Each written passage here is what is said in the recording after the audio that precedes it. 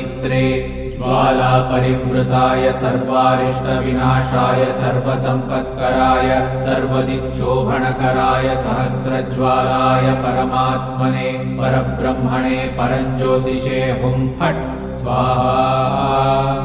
ॐ श्रीं ह्रीं ऐं क्लीं कृष्णाय गोविन्दाय गोपीजनवल्लभाय पराय परमपुरुषाय परमात्मने परकर्म मंत्र यंत्र तंत्रौषधास्त्र शस्त्राणि संहर संहर मृत्योर्मोचय मोचय आयुर्वर्धय वर्धय क्षिप्रारोग्यं च कुरु कुरु सर्वकार्यसिद्धिं कुरु कुरु।